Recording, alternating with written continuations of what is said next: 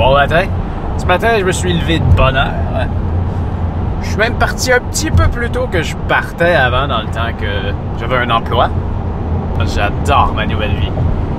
Et ouais, je suis parti, il faisait complètement noir. Là, depuis un certain temps, je vois le soleil qui commence à s'en venir. C'est justement pour ça que je suis parti tôt. Je voulais avoir des belles couleurs de lever de soleil pour tourner la nouvelle capsule. Je me sens bien. Je me sens bien. C'est vraiment le fun parce que en ce moment, à peu près tous les gens que je croise sur la route s'en vont travailler. Au boulot, entre quatre murs. Ou sur la route, comme je faisais avant. Ouais. Ben, je me suis levé de bonne heure. Ces temps-ci, je mets pas de cadran.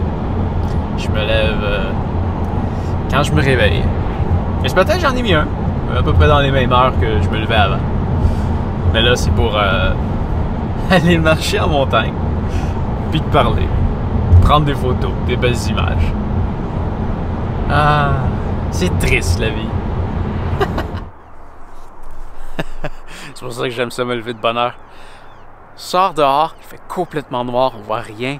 Puis tranquillement, le soleil se lève. Le lever de soleil, c'est quasiment plus beau que le coucher. C'est pareil, mais c'est différent. Puis là, ben, il y a un beau lac en arrière de moi. On voit encore la lune, des outardes. C'est juste assez bien éclairé pour qu'on voit bien.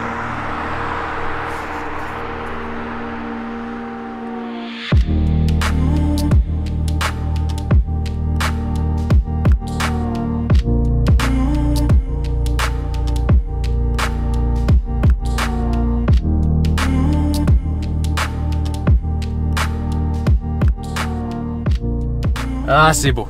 J'ai bien fait de me lever de bonne heure. Ah, c'est vraiment beau. Seule affaire, il commence à faire froid. En ce moment, il fait 3 degrés Celsius.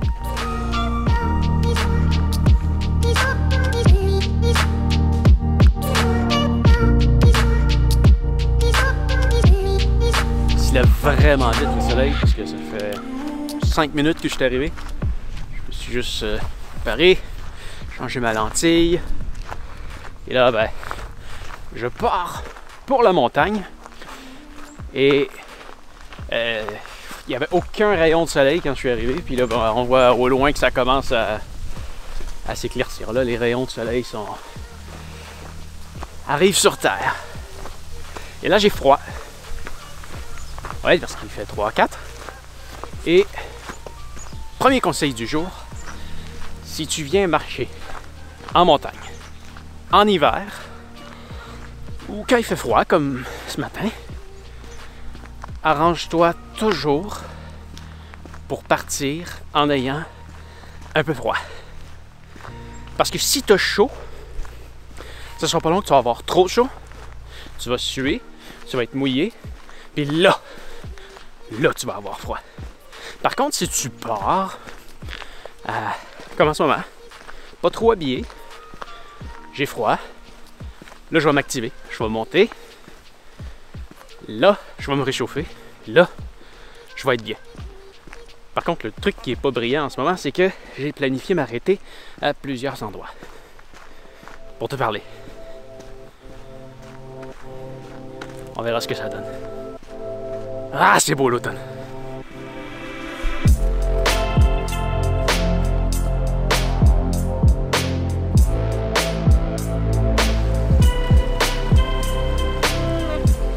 Comme là, tu vois, j'ai juste de commencer à monter. Quelques mètres. J'avais froid, là. 2 minutes. Puis là, j'ai assez chaud pour enlever ma tuque.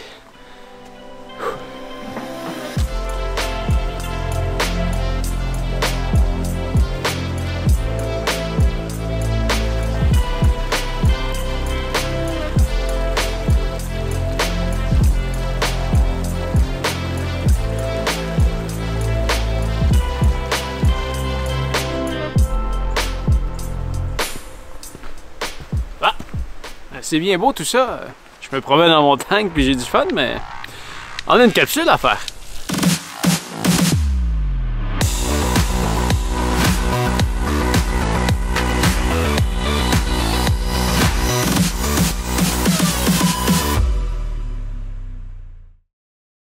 Salut!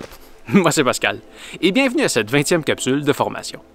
Aujourd'hui, je réponds à une question qui m'a été demandée dans les commentaires que je trouvais très pertinente et que j'ai jamais vraiment abordée en détail.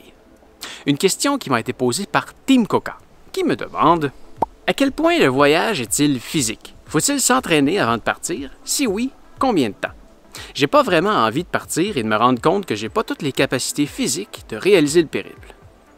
La question était posée concernant un voyage à vélo, mais je vais répondre en général, pour peu importe le type de voyage ou d'aventure que tu t'apprêtes à faire. Alors, est-ce que tu as vraiment besoin de t'entraîner avant une grande aventure? Ça, c'est certain que oui. Et va-t'en pas tout de suite si tu n'as pas de grand voyage en tête. Si tu veux seulement perdre quelques kilos ou te mettre simplement plus en forme, tu vas vraiment aimer cette capsule. Puis tu es sur le point de traverser un pays à vélo, une grande région du monde à pied, ou de monter une très grande montagne, tu es sur le point de faire quelque chose de relativement extrême. Ou du moins, beaucoup plus extrême que ton rythme de vie actuel. Mais tu n'as pas besoin d'être un athlète pour faire des beaux grands projets comme j'en ai fait. On me dit souvent que je suis un athlète, mais si tu me voyais dans la vie de tous les jours... Oui, bon, depuis que je suis travailleur autonome, je suis beaucoup plus actif qu'avant. Je marche et je cours pratiquement tous les jours. Mais quand je reviens d'un grand voyage, je passe des mois, mais des mois, à rien faire. Mais vraiment rien. Je veux dire, aucune activité physique. Alors, si tu es une grosse patate de sofa, tu es capable de quelque chose d'extraordinaire. Si tu en as vraiment envie.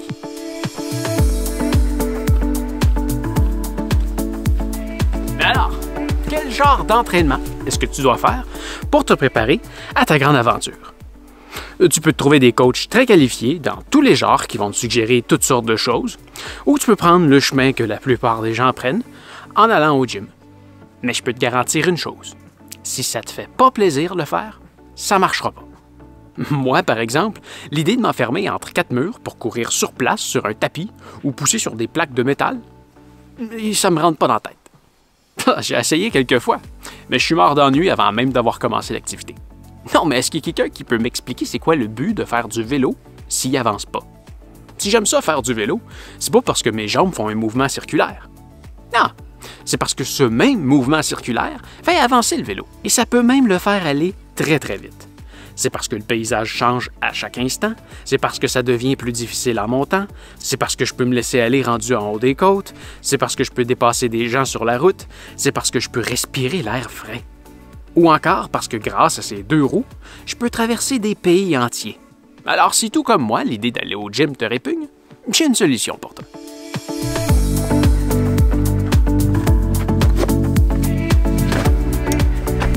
Pour t'entraîner avant ta grande aventure, il va falloir que tu trouves une activité sportive que tu aimes. Une activité sportive que tu vas être heureux d'aller faire le plus souvent possible. Mais laquelle?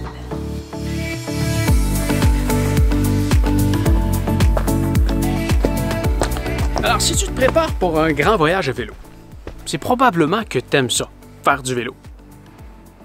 En tout cas, j'espère, parce que si tu n'aimes pas ça, tu vas trouver le voyage vraiment très long. Mais fais du vélo, c'est tout. Fais beaucoup de vélo avant ton voyage. Si tu te prépares à aller marcher une grande distance, eh bien, marche beaucoup. C'est tout. Marche.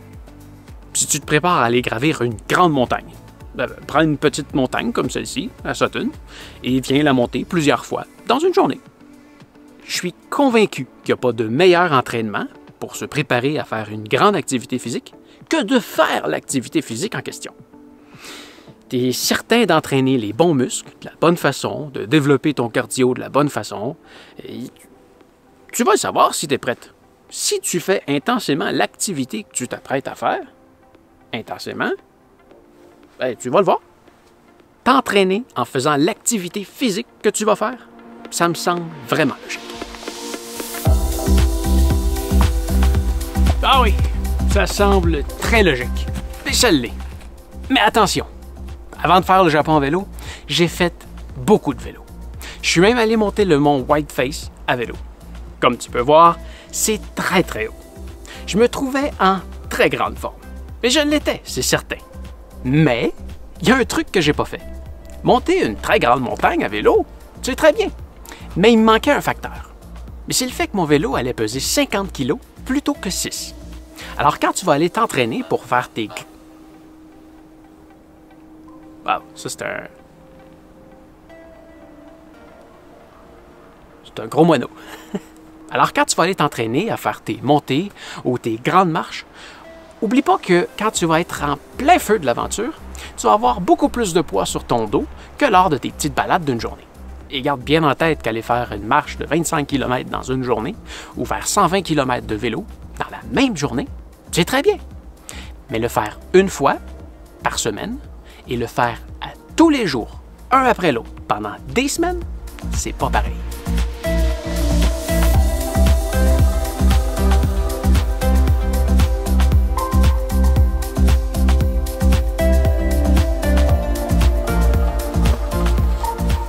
Alors oui, fais ce que t'aimes pour t'entraîner, mais fais-le intensément. Quand je me suis ramassé la première journée dans les grosses côtes du Japon avec mon vélo de 50 kg, j'ai sincèrement cru que j'allais jamais y arriver. J'ai même pensé à abandonner la première journée.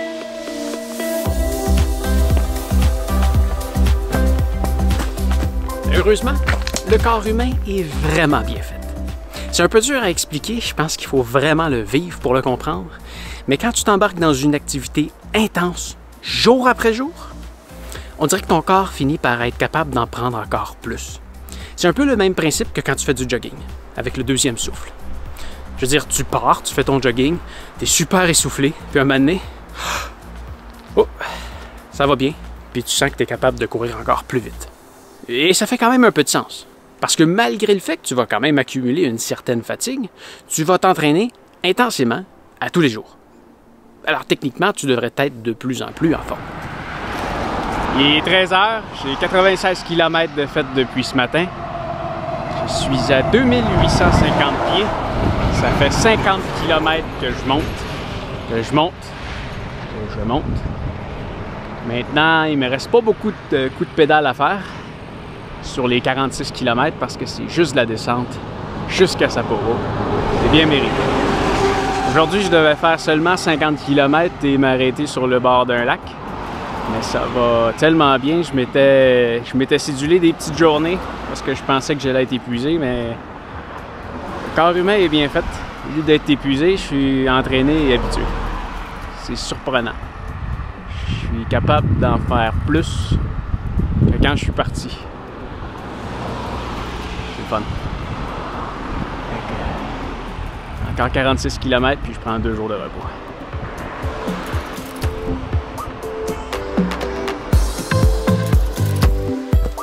Alors tout ça pour dire que oui, entraîne-toi vraiment très fort en faisant ton sport avant ton aventure. Mais comme tu vas le faire très intensément pendant ton aventure, tu vas finir par devenir vraiment très en forme plus ton voyage va avancer. Si tu as peur de ne pas être assez en forme, je te conseillerais de commencer avec des plus petites journées et d'augmenter progressivement tout au long de ton voyage. Et oublie pas de te garder des journées de repos aussi au travers de tout ça. C'est important. Tu vas en avoir besoin.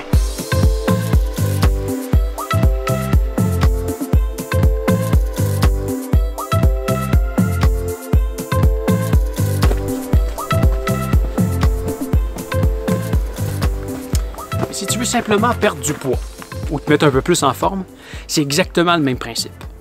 Tu dois te trouver une activité que tu aimes. Moi, par exemple, j'ai perdu 45 kilos ou 100 livres en seulement 1 an. Tout ce que j'ai fait, c'est que je suis venu exactement ici, au moins une fois par semaine. Sutton, c'est mon terrain de jeu le plus près de chez nous. Wow, les premiers rayons de soleil! Mais si j'ai réussi, c'est parce que j'avais le goût d'y venir à chaque fois. Et j'ai aussi réduit les portions dans mon assiette. Pour perdre du poids, il n'y a rien de sorcier. Il suffit de manger moins de calories qu'on en brûle dans une journée. Et bouger, c'est une façon d'en brûler un peu plus. Mais attention, faut pas se mettre à en manger plus pour autant.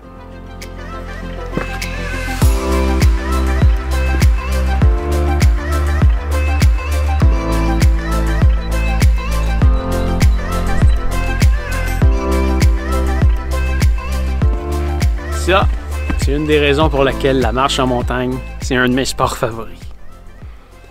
Le décor. La récompense qu'on a en arrivant en haut. J'ai dû venir sur ce sommet-là au moins une bonne centaine de fois. C'est jamais pareil. C'est jamais pareil. Le décor, il change à chaque fois. Des fois, c'est complètement brumeux puis on voit absolument rien. Des fois, on a un décor d'hiver, de printemps, d'automne.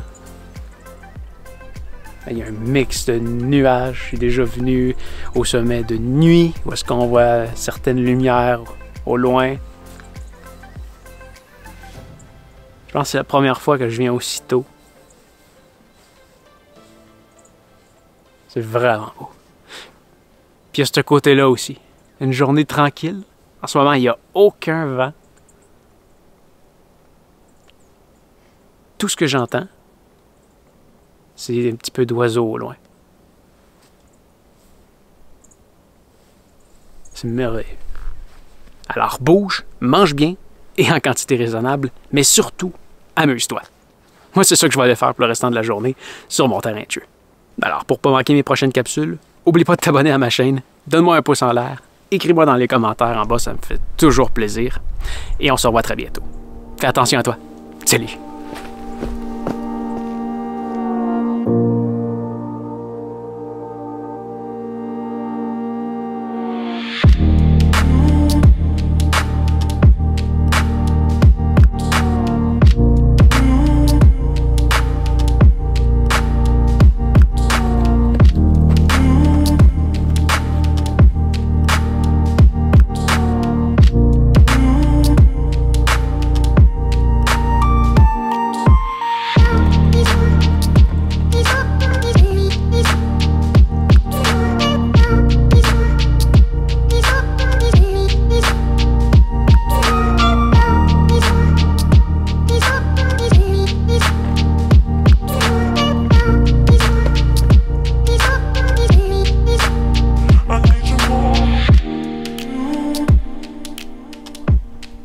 Ça, c'est une belle falaise.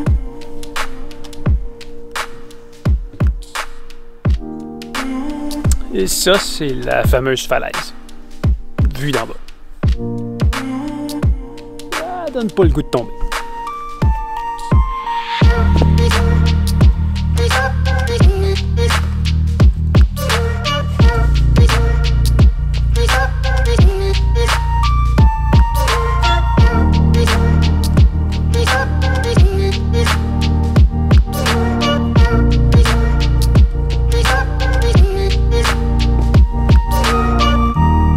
C'était qui, lui? Et vous as-tu parlé? Il me disait quelque chose?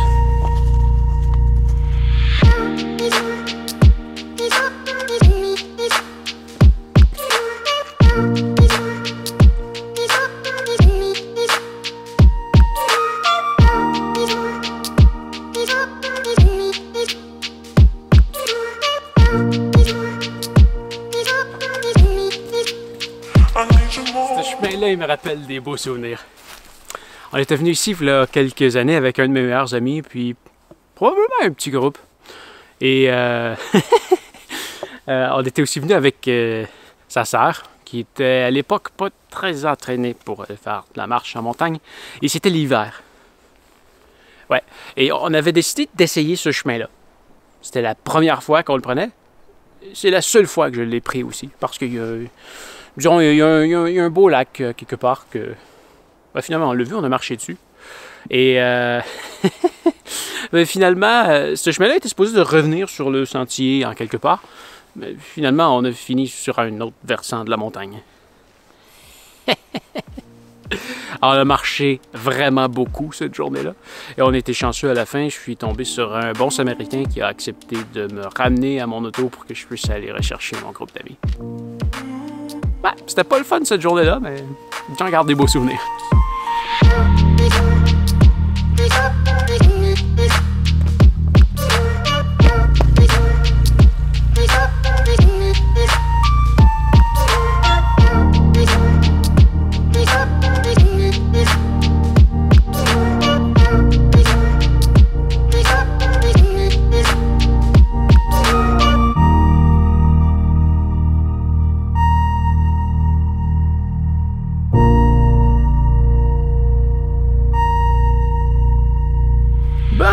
ça va faire assez d'images pour aujourd'hui. En passant, désolé si tu remarques des fois des petits troubles de focus ou de son. Ça se peut que ce soit pas parfait. Je suis en train de m'habituer à une nouvelle caméra. Oui, parce que depuis le dernier épisode, donc l'autre juste avant, je tourne sur une nouvelle caméra. Je suis revenu vers une caméra avec des objectifs que je peux changer. Je vais t'en parler un peu plus tard. Je pense que je vais faire une capsule là-dessus. Puis j'ai d'autres choses intéressantes qui s'en viennent. Je vais faire des formations de photos. Voilà, je t'en dis pas plus. Ah ben, c'est assez pour aujourd'hui. Salut!